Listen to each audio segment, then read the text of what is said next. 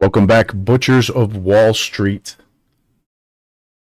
Michael Burry of The Big Short is predicting a massive market crash. He has shut down his hedge fund, and he is going short the market in a big, big way.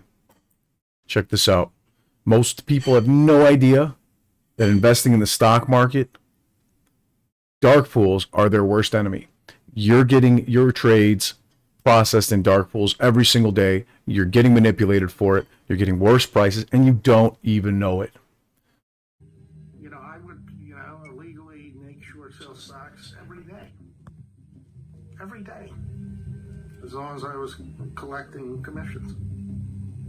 And the bank did not care. The client will send you an order electronically. All you do is you click on the order, you go to execute, it'll pull up a little box, you type in anything you want, and you just hit OK. You don't ask questions. You appreciate the order. And if that involves shorting a stock naked, you do it anyway. Because management essentially tells you just create the business. Anything on the backside, we will deal with. So you're collecting money on the front, you collect money on the back, and you actually have zero risk. Clients never see that. All the prime lenders, they all do it consistently. So in 2016, Goldman Sachs was charged with this clever new way of breaking the short selling rules. They had this whole team of people tucked away in a back office. When a client would call to borrow a stock, the team would use computers to automatically locate stocks they had in inventory. This is normal. You always gotta locate a stock before you loan it, because you obviously can't loan something you don't have, right? Well, halfway through the day or so, the inventory could dry up. The system would say, "No more shares available, sorry." But Goldman was like, fuck that, there must be a secret stash somewhere, right? So they'd say, "We have reasonable belief there are leftovers we could locate." And they created a program where when you press the F3 button on your keyboard, poof, it overrides the dried up supply. That's it. Just hit F3 and the computer would say, "Automatically located," even if it wasn't true. So you could do this as many times as you wanted, magically creating phantom shares that didn't actually exist. But guess who worked in the building right across the street? The SE motherfucking C. So Goldman got caught and paid a $15 million settlement, which in normal person dollars is like 23 cents. This is what happens every single day in the stock market, folks. Your brokers, Schwab, Robinhood, eToro, E-Trade, you name it, they allow market makers to buy your orders from them because it makes them money. You are not their client, okay? They claim that you're their client, but the truth is that their clients are Virtue, Citadel, Jane Street, and all the big market makers out there. Because when they buy your orders, they can afford to pay more because they front run your trades, they profit when you lose, they give you fake shares, they dilute the companies that you're trying to make money on so that those companies' stock prices go down. They manipulate the markets and destroy real price action to provide you with worse prices. Nothing in life is free, folks. This is commission-free trading, but in reality, it's not free. It's just hidden costs. You don't see how much it's costing you. That's the truth. So much so that you can see FTD'S by the millions. In case you're unaware, that stands for failures to deliver. The FTD data just came out on Gamestop warrants, and it shows that in the first 48 hours alone, there was 1.5 million shares of these warrants, and each one of these warrants is actually indicative of 100 shares. So that's not 1.5 million. Reality, there's 150 million more shares of GameStop represented by these warrants because your brokerages do not have enough shares. The market makers do not have enough shares. They are purposely selling shares of these GME warrants, selling the GME warrants, right? I'll just call them shares, generically speaking, because they don't have enough. They sold too many. There are too many synthetics out there. Now, this is the only way for them to play a shell game, for them to bounce them back and forth. Does this sound familiar? And Mr. Sullivan, what does your model say that means for us here? Well, that's where it becomes a projection. But, You're speaking with me, Mr. Sullivan. well, sir, if those assets decrease by just 25% and remain on our books, that loss would be greater than the current market capitalization of this entire company.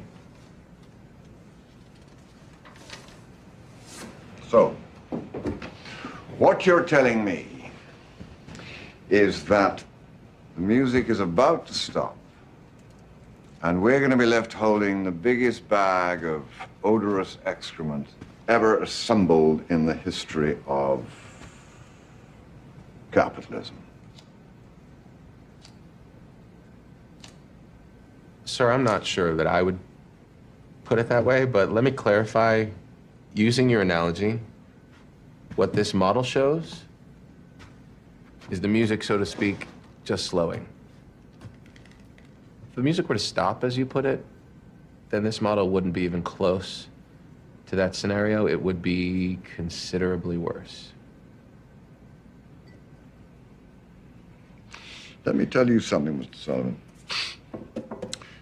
Do you care to know why I'm in this chair with you all? I mean, why I earn the big bucks?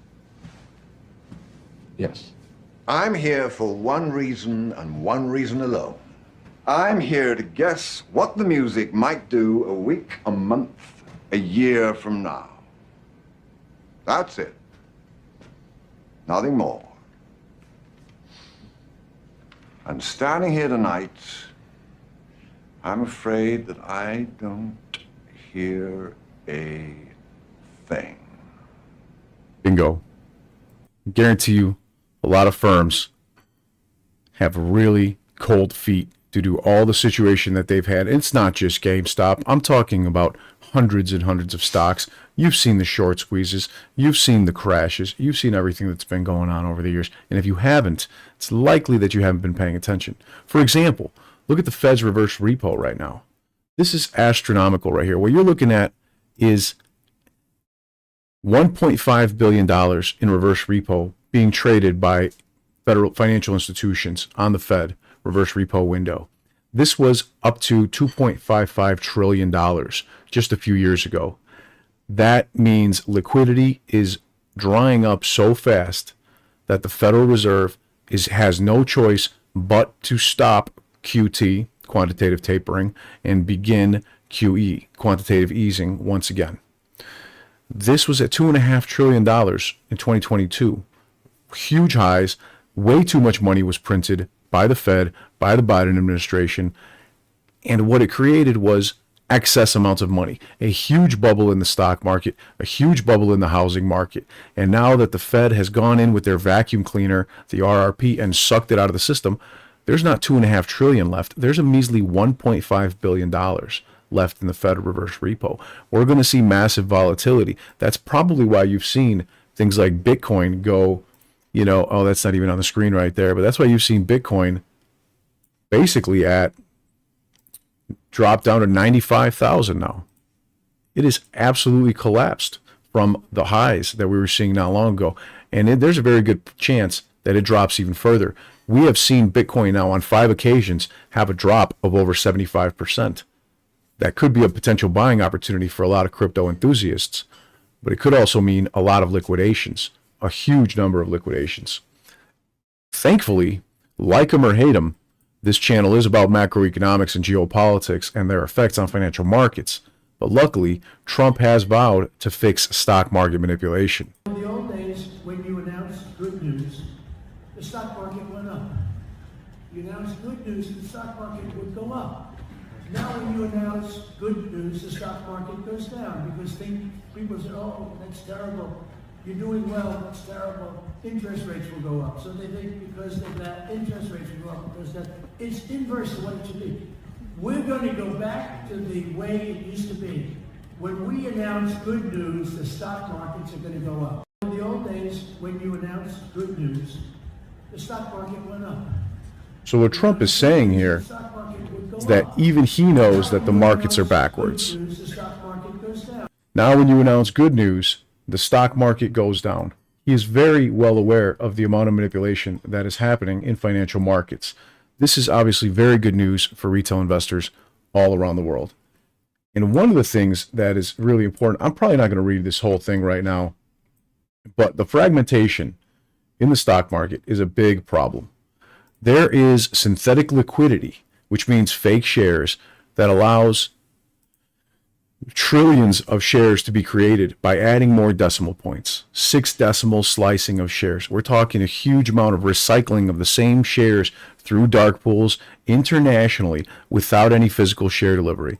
Okay, this leads to indefinite short positions and diluting stock values. This is as things we've seen with AMC, Gamestop, MMAT, MMTLP, and the list goes on, BBBY, you name it. This is the kind of shit that crushed Toys R Us and Blockbuster and many other companies, Circuit City, for example. But thankfully, there's a lot of retail investors in AMC and GameStop that are diamond handing these stocks so hard that they still own the vast majority of the float, the number of available shares, at least the number of shares that should be available.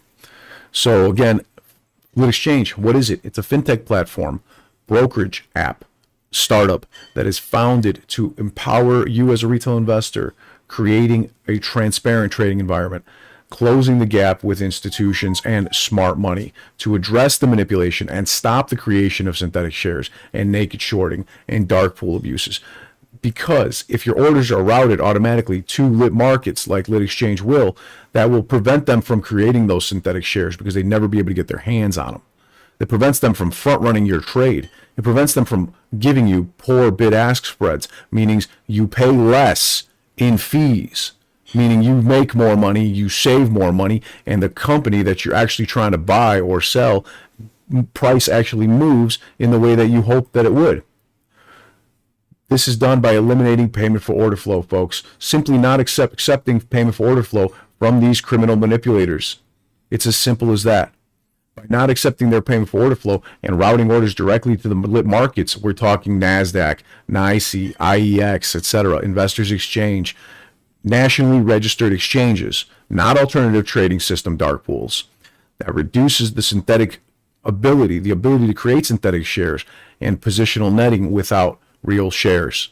Again, there's going to be a ton of AI-powered tools, a huge level of swarm intelligence that is being created here. That is why we have gone out and filed multiple utility and design patents. That is why you have not yet seen a screenshot of it, because it has been so private and it is so game-changing that the only way for us to actually, excuse me, my dog doesn't like dark pools. She's angry. The only way for us to actually show it to you is to get it patented first. So when these firms inevitably try to copy it, we can then enforce it in the court of law to prevent them from doing so. This gives you fairer pricing, better execution, transparent execution, lower fees, no hidden fees, and a reduced risk of artificial stock dilution and indefinite naked shorting. Really simple as that. Full launch is coming next year. Early access for crowdfunding backers. You can follow on Lit Exchange app there. Of course, look for the gold star, or the gold check mark. The gold check mark indicates that it is verified institution by Twitter. Okay, no other Lit Exchange app will have the gold check mark.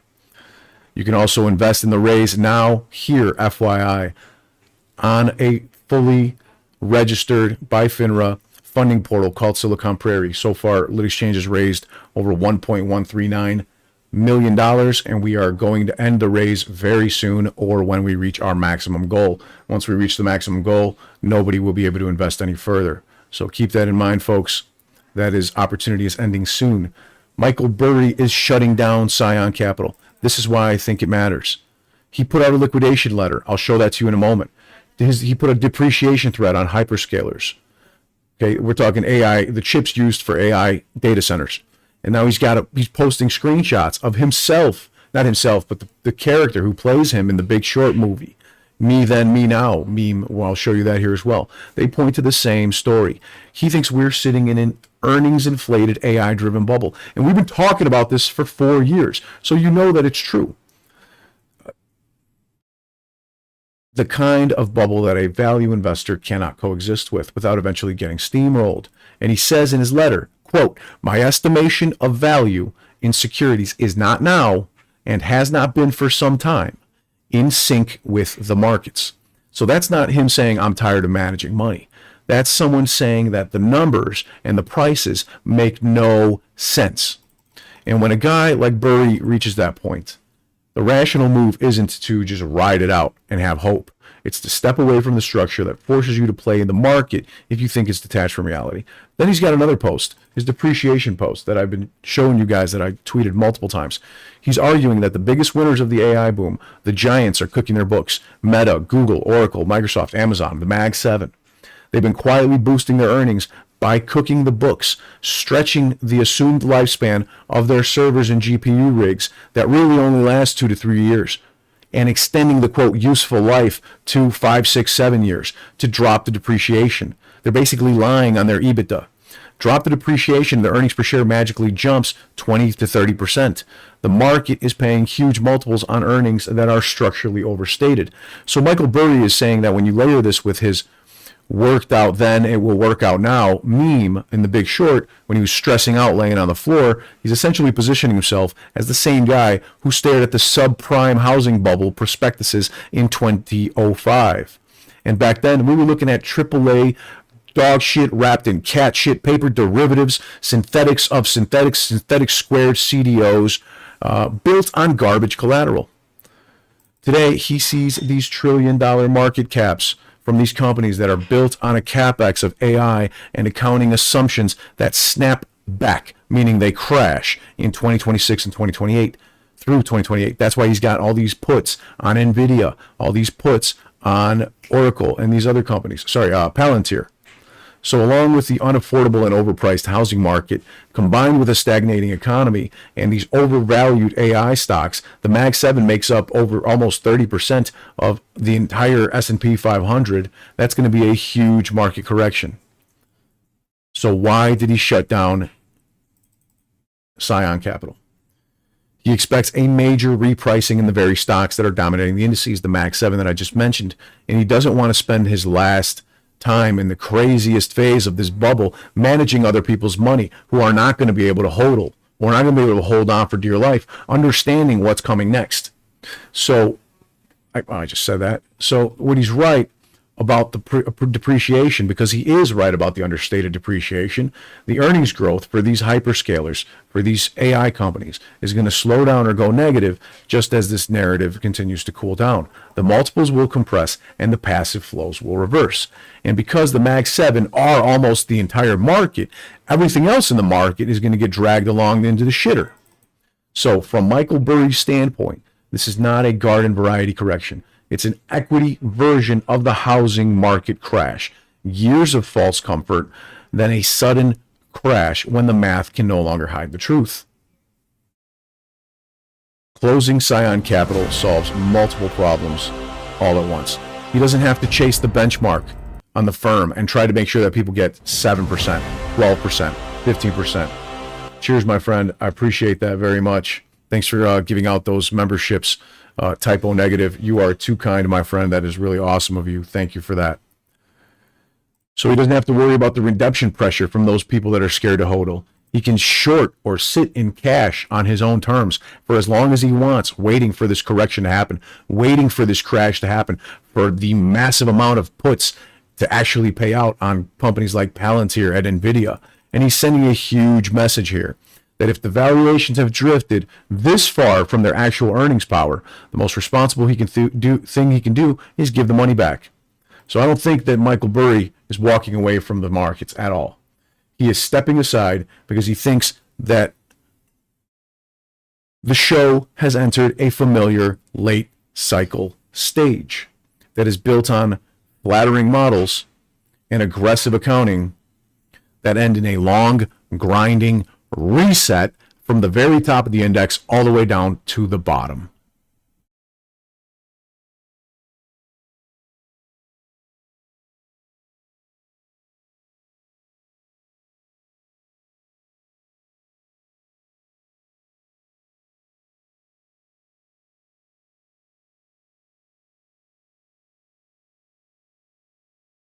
And people thought he was crazy back in 2008. You got to keep that in mind.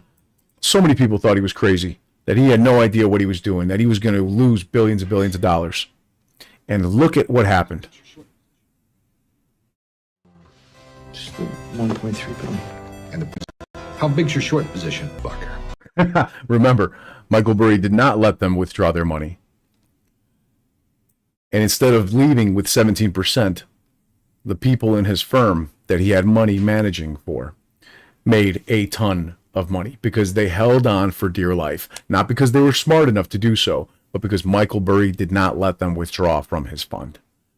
They made a ton of money. And after the fact, sure, they sold him, but they sued him, but it doesn't change the fact that he was absolutely right. He made himself a ton of money, and he made them even more. The messed up thing about these markets is that other countries are actually putting people in prison for life for market manipulation. But the United States regulators, like the Securities and Exchange Commission, are sitting by idly and just letting this continue to happen. Watching these naked shorts happen. Watching this situation continue to play out. Watching companies become bankrupted wrongfully when they're actually in very good shape. However, other countries are doing the right thing. South Korea, amongst others, has been on a tirade against these fucking criminals. And now, if you get caught insider trading or manipulating markets the way that, say, Nancy Pelosi does, or the way that, say, some of these naked shorters have done and are doing, they go to jail for the rest of their fucking life. We have seen now not one, not two, but dozens and dozens, hundreds of firms be fined many, many, many billions of dollars for naked shorting. Citadel, Virtue, Chase, Goldman, you name it. You name it. This is like one of that song. It's like greens, beans, potatoes, tomatoes. I could just name one after the other. All of these firms have been nailed for naked shorting and manipulating market, not once, not twice, but many, many, many, many times. And that is like a little slap on the wrist for them. They pay their little measly fine, whatever, few $1 million, $20 million, $30 million. That's nothing to them because they make hundreds of millions and billions of dollars by selling shares of stock that they don't fucking own. And then when they fail to buy them back, that's simply chalked up as a fail to deliver, and Lit Exchange will stop that. Because if the orders are not routed to the dark pools, if they're not routed to the payment for order flow purchasers, the market makers that are wholesalers that are buying those orders, then they cannot process them in dark pools and issue you shares that don't exist. It's really as simple as that. This is the picture I was talking about. This is Michael Burry. I verified it. Cassandra Unchained, I clicked it. And it is his actual, that's his current nickname, although it's not his actual username. But his actual username, it's him. That's a picture of him. Me then, me now. Oh well, it will work out. You know, and I tweeted this here on Michael Burry of watching The Big Short in 2025 is deja vu, and it absolutely is. It is absolutely astronomical deja vu because after 2.5 years off X, he's now flexing his puts on Palantir and NVIDIA with a $1.1 billion notional value. Options that are shorting these companies, calling out the overvaluation of these AI companies due to the depreciation scam of these hyperthreaders, while everything is hitting these record highs. And this post, again, it's got the optimism of the flex from his win in 2008 when he started in 06 and he was early and he held on in 07 and he held on in 08 while everyone else wanted to pull the money out of his firm. And guess what? He was absolutely right. Now he's teasing something special is coming on November 25th, folks. 10 days, folks. 10 days from today. Linked probably to spilling the details on a $176 billion asset depreciation scam that has been massively understated. Right? If you know NVIDIA and CoreWeave, OpenAI, all these firms are kind of bouncing back the same money left and right, left and right, left and right. We're looking at a potentially huge economic meltdown with these risks that people have no idea is actually happening.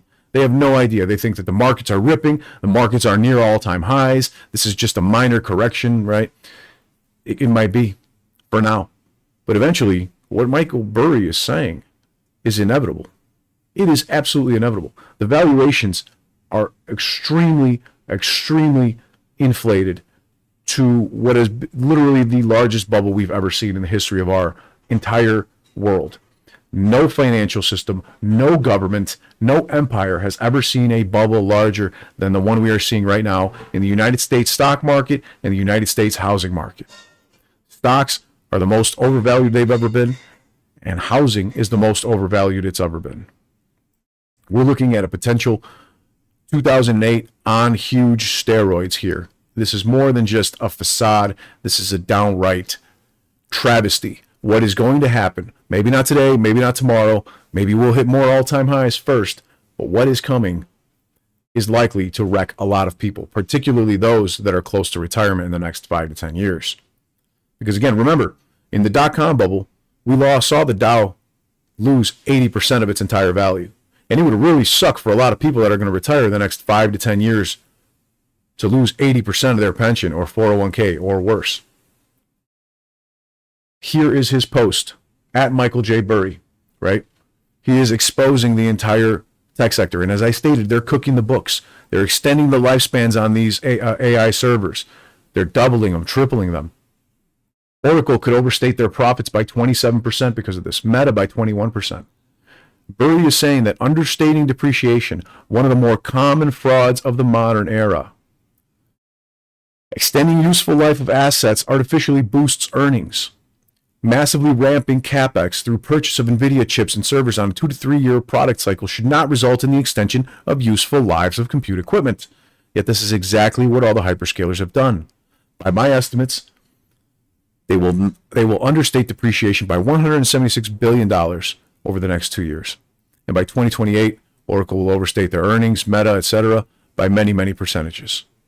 And he's going to have more details coming November 25th. So these are the accounting tricks that we've been seeing now for years. And a lot of people have been saying, well, you're just a little guy. Your YouTube channel, your X channel is fairly small. You've only got a combined, couple, 250,000 followers. No one's going to pay attention. Well, guess what? Now you've got somebody that's got many, many millions, many tens of millions of followers who gets hundreds of millions of views every time he posts something talking about this very same thing, folks. It is about to hit the fan. And watching The Big Short today, the movie, is deja vu. The '08 housing bubble feels extremely relevant with the sky-high stocks and housing valuations that we're seeing, right? The crisis stemmed from the massively overvalued housing market, fueled by the risky subprime loans. And you might say, well, those subprime loans aren't being taken out today, but it's mostly fueled by lax regulation and greed and derivatives. And guess what? Those toxic derivatives were never fully unwound, folks, and they've only multiplied since then. So they bundled these junk mortgages into these, quote, safe securities, and they created a massive housing bubble. Has housing gotten cheaper? Are the valuations lower? Absolutely not. Absolutely not. They're worse than ever. It is a facade. The Fed is now warning about over-leveraged hedge funds. Michael Burry is betting on Palantir and NVIDIA dropping in prices with puts with a $1.1 billion notional value. Stocks are screaming that they're overvalued in every possible way. The S&P 500 is above its long-term trend by 63%. 63% above its long-term trends. Warren Buffett indicator is at a record 217%, and the man is sitting on more cash now than all but 13 of the top firms in the S&P 500. Okay? That's a lot of fucking cash that he's sitting on, understanding that a market crash is likely at any moment. Goldman Sachs, Morgan Stanley are predicting 20% correction soon. Housing is extremely bubbly right now and overvalued from the free money that was given away in 2020. The low interest rates that we saw for way too long, the bidding wars that we saw from way too many people that weren't even supposed to be in the country. Sales on homes right now are absolutely abysmal in many parts of the country. Not every part, many parts, particularly those that had a huge influx of new housing built after 2010. Sales in this housing are crashing. Prices are stalling. Experts are calling for the market in housing to be basically frozen because of the subdued growth.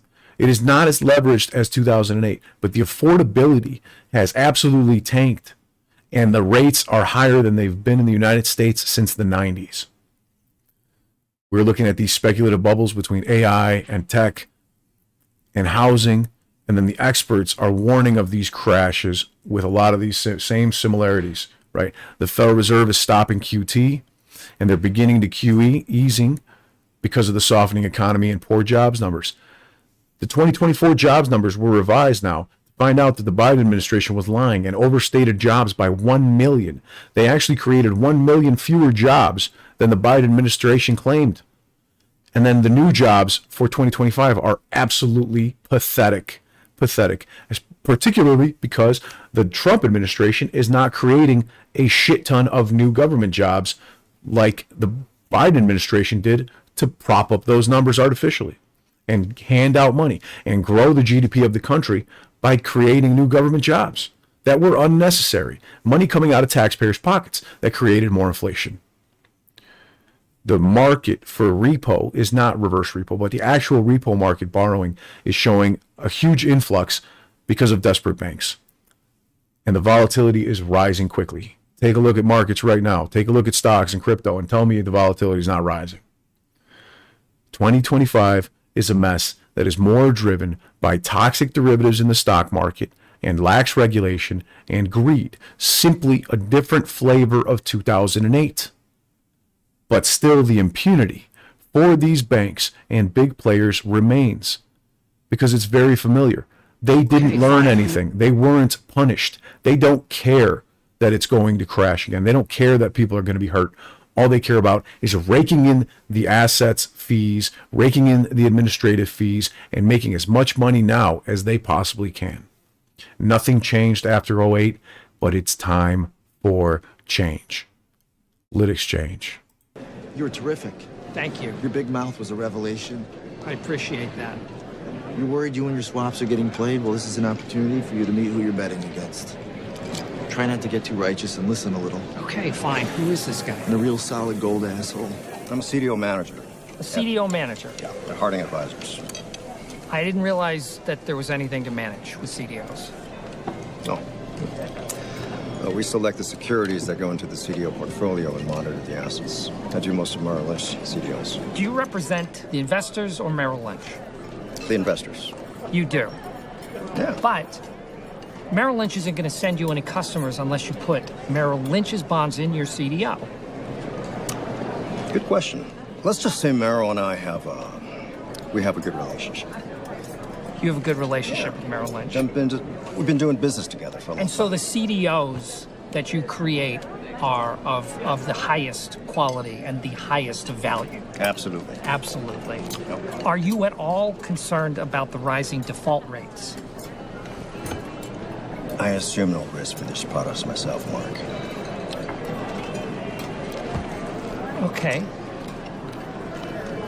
So let me get this straight. The bank calls you up. They give you the bonds they want to sell. They give you clients. They give you money to run your business. Give you fat fees for doing so. But you represent the investors? Is that right? Yeah.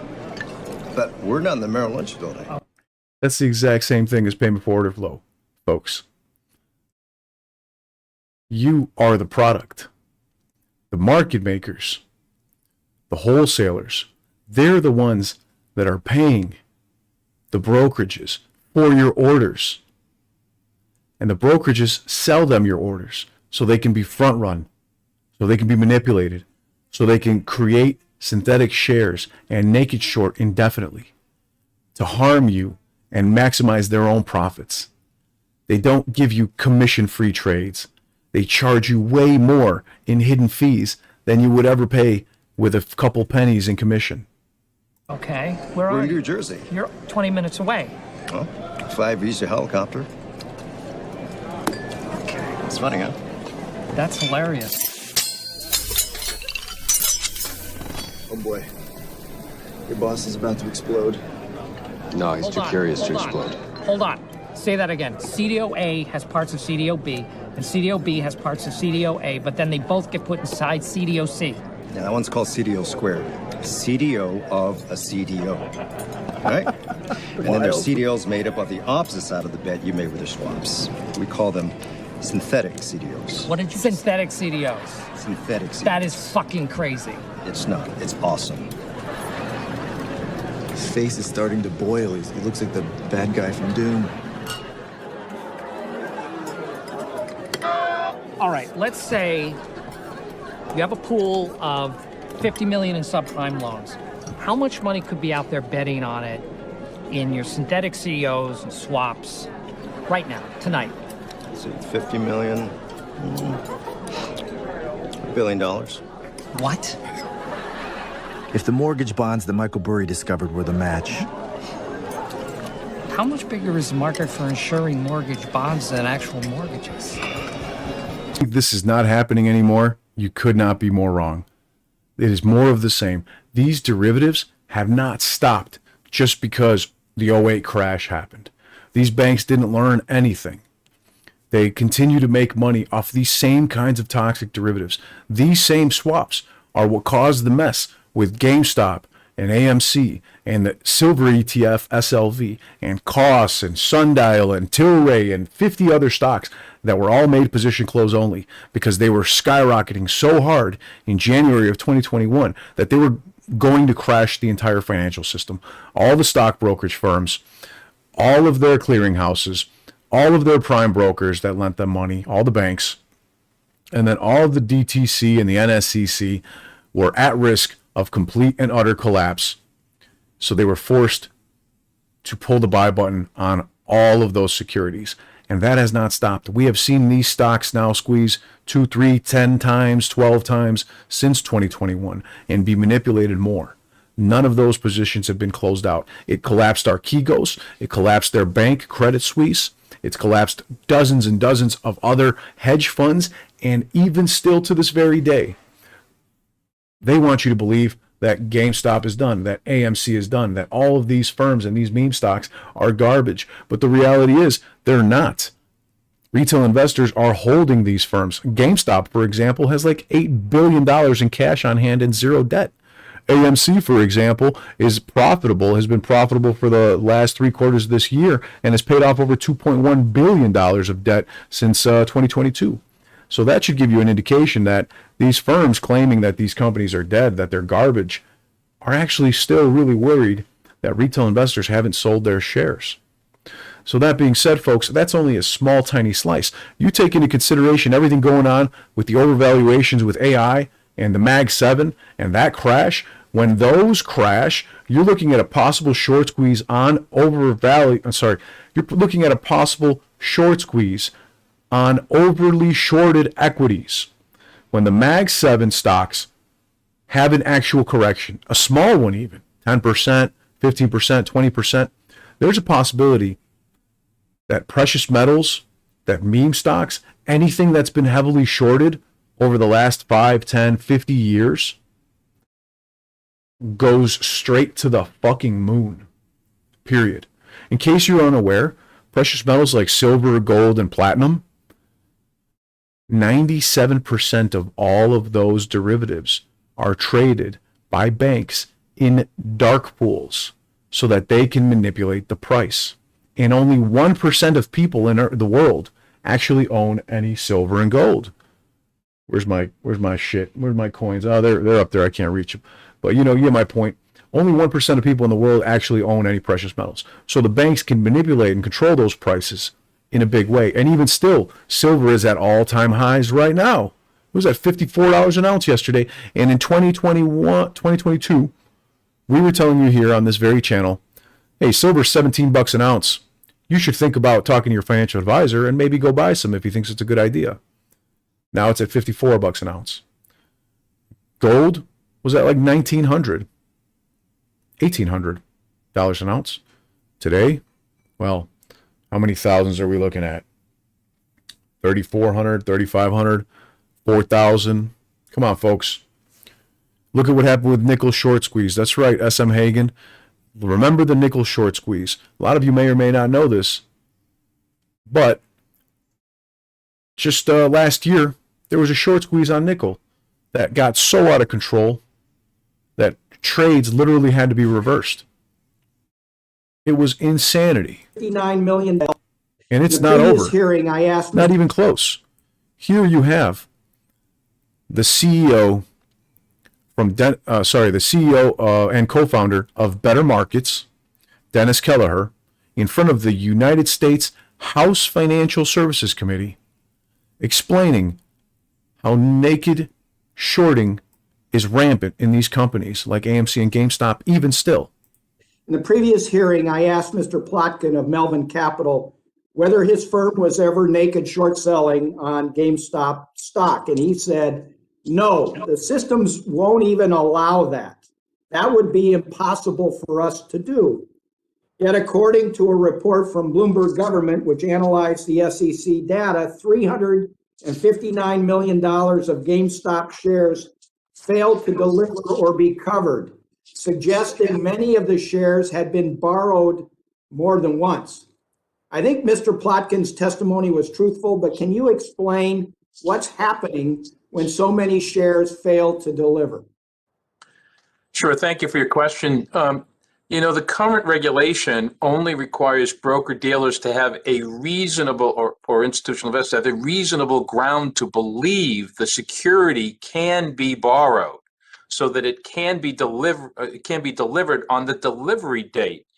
So it's a reasonable belief. Now, I don't know about Mr. Plotkin's system, although it sounded like a pretty good system when he said it, which is he says unless his firm has identified, in fact, the security and to have it deliverable, it doesn't even allow them to short a position. But that's not actually the law, as I understand it. As I understand it, it's a reasonable belief, and that people can have a lot of reasonable beliefs. And we have massive failures to deliver of GameStop stock in January. So not only do we have a short position that exceeds about 140% of the available float.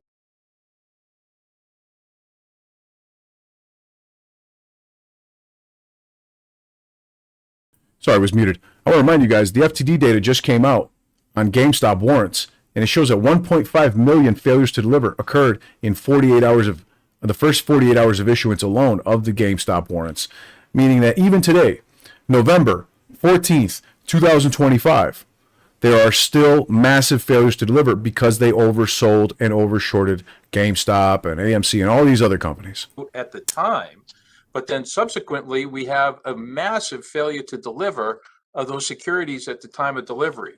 So, and I'm sure, as Mr. Piwawar said earlier, the SEC is looking carefully at this, and I would expect their report to provide us with a lot more information. But as of right now, the publicly available information certainly indicates that there's a very high likelihood of some abusive short selling by somebody.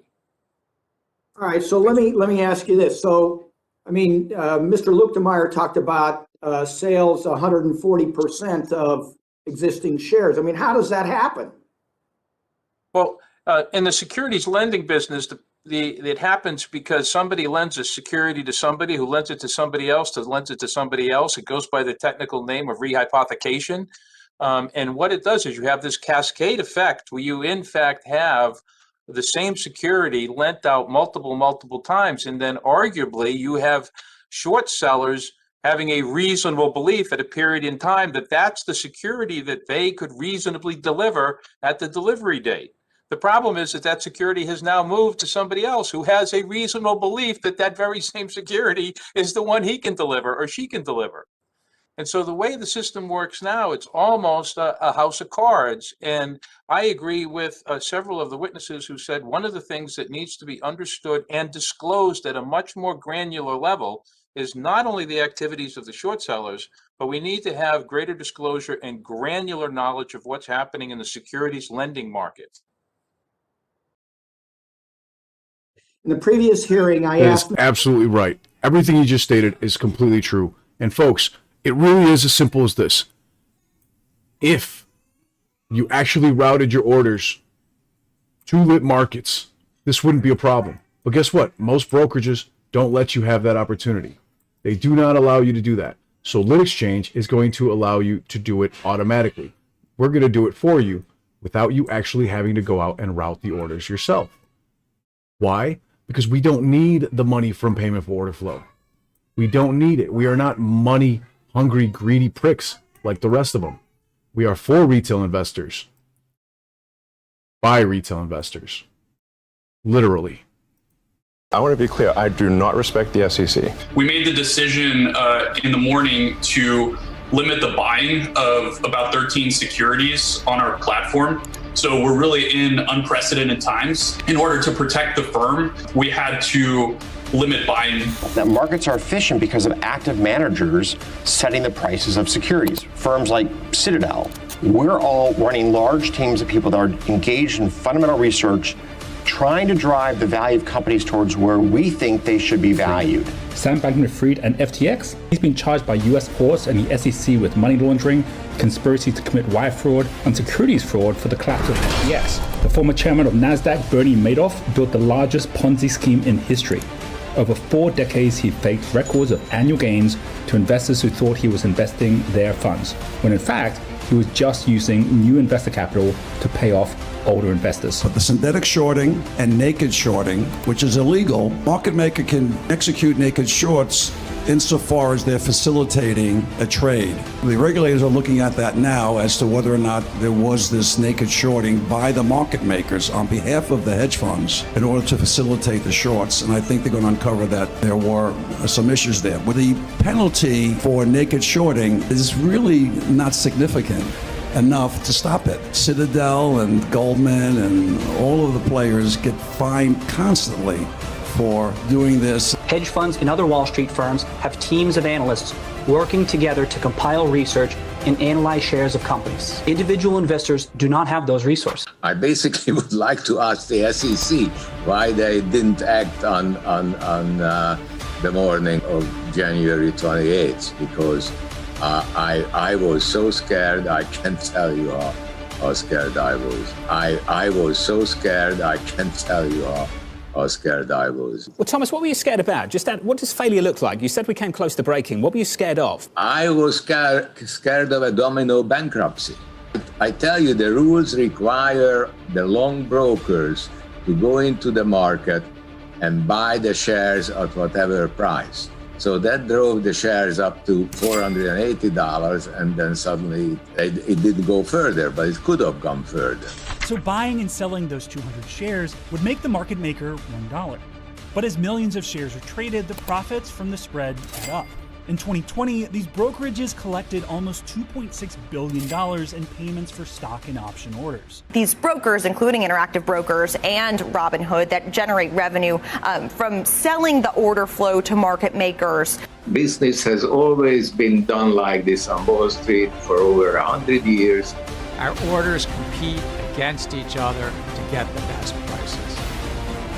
But if the order instead is routed to a wholesaler that has agreed to pay for it, the order is not going to an exchange and is not necessarily receiving the benefit of that broader competition.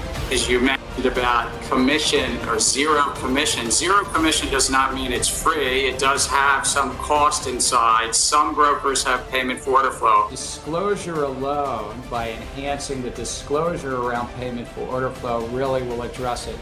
United Kingdom, Canada, Australia, all have banned payment for order flow. I know we have different markets, different systems.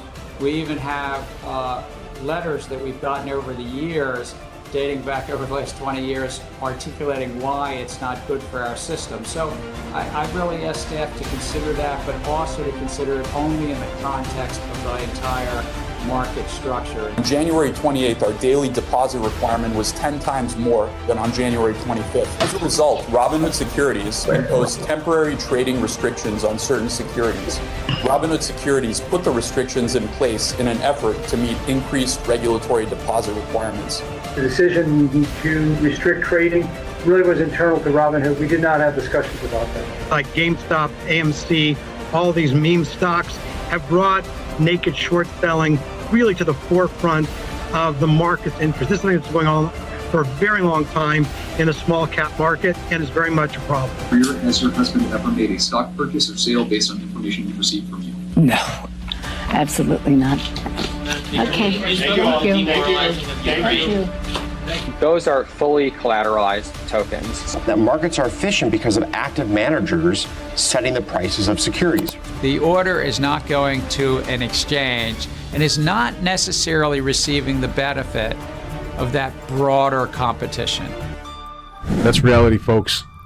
That is what it is. The orders do not get competition because they're routed in dark pools. Go to woodexchange.com, join the waitlist right there. Really simple. Put in an email. You can learn more about the company, view our SEC filings, learn more about our patents, more information about how badly people are losing money on Robinhood and other payment for order brokers, and what you can actually do to protect yourself. It's really as simple as signing up with your email right there. And if you want to own part of the company, you can do that. The Founders Program is now open to all retail investors. That means you. You don't have to be an accredited investor. You don't have to be a millionaire. For as little as $500, you can own many, many shares in the company before it launches, before it IPOs. And we have reserved already, through a discussion with NASDAQ, a ticker reservation, meaning that we plan to pursue an IPO, and that would create an exit opportunity and a growth opportunity for retail investors and those that are founders.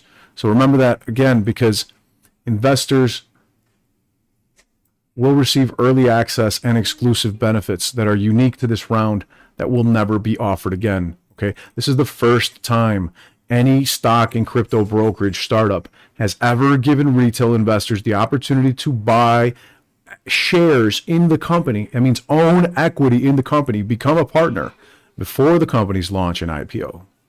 Why? Because no other firm wants to give you that kind of power. Remember that. You can view the Invest in Wood Exchange here on the FINRA regulated funding portal by clicking this button.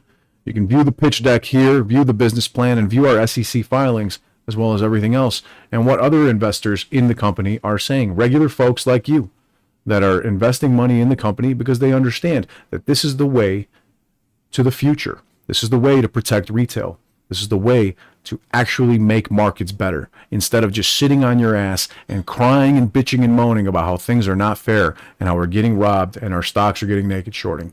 We are actually doing something about it, and you can be a part of this as well. Remember that. All right? So with that in mind, I would like to say I wish you peace and wealth. Have a beautiful day and a beautiful weekend. Please share this with someone that you care about. Share this with somebody that's investing in stocks and crypto.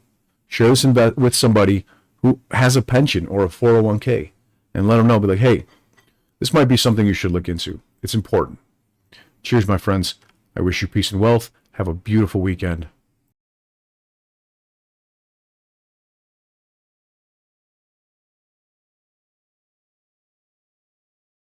John, this is the first and only round, by the way, my friend. There will never be another round. Just FYI. Yud says, can't wait to transfer all my securities to Lit Exchange, and we can't wait to let you do that, my friend.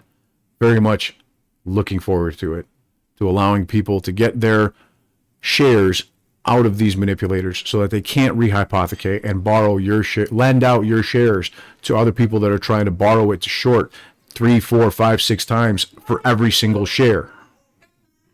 There's a lot happening. There's a lot at play here, and most people have no idea. Again, have a beautiful day, everybody. God bless, and Godspeed.